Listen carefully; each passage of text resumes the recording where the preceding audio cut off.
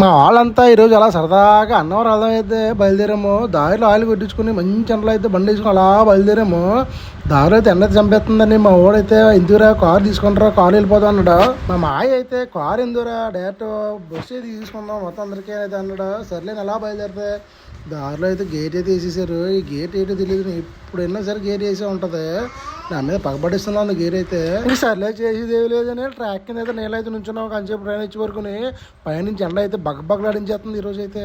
ఎదులాగా train తెప్పించుకుని highway అయితే ఎక్కాము. Highway మీద ఎండ అయితే మామూలుగా లేదు. ఇది చూస్తున్నారు కదా దారిలో ఇదే చిట్టి బేసరిట్లో చాలా ఫేమస్ తేటగా ఉంటారు. చాలా మంది చెప్తూ ఉంటారు కదా సోషల్ మీడియాలో. ఇక్కడే టేస్ట్ అయితే చాలా బాగుంటుంది. మరి ఇబ్బంది అయితే తిండి ఉండే. ఇంకా అలాగైతే అన్నం అయితే బయలుదేరాము. దారిలో అయితే ఇది పెద్ద మిషన్ కనిపించింది, ఇది అర్థం కాలేదు. ఇక్కడైతే మా తుంది ఆడిన తర్వాత హైవేలో మామిడికాయలు అయితే చాలా దొరికాయి. అన్ని రకాల మామిడికాయలు దొరుకుతాయి. ఏంటో తెలియదు, ఇటువంటి చూసినప్పుడు బండి స్పీడ్ సడన్గా తగ్గిపోతుంటుంది. బాగా పెట్టారు నా గురించి అనుకుంటా, ఇటువంటి రోడ్డు పెట్టాడు. అలాగైతే బయలుదేరాం. అన్నవరం అయితే పేదమైన నేను అయితే చూసారు కదా వెళ్ళొస్తాను కలిగించాడు. ఇంకా అన్నవరం అయితే చేరుకున్నాం. జాయిగా అన్నవరం వెళ్ళి కట్ట అయిలోపు దారిలో పాపం ఏదో టాటర్ తెరపడుకుంటా మట్ట అంతా కింద పోయింది. జేసీ కూడా ఏం తిప్పాడు మావా బండి అయితే వెనక్కే. ఇంకా అలా అన్నవరం ఊళ్ళోకి అయితే బయలుదేరిపోయాము.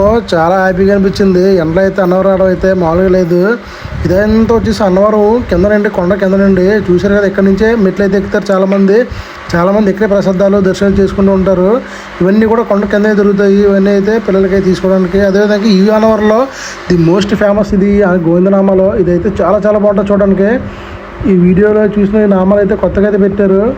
ఇంకా మేము అలా కొండమేకి అయితే బయలుదేరాము. కొండమేకి అయితే పెడితే దారిలో అయితే ఒక 20 రూపాయలు కట్టాలి బండికి అయితే.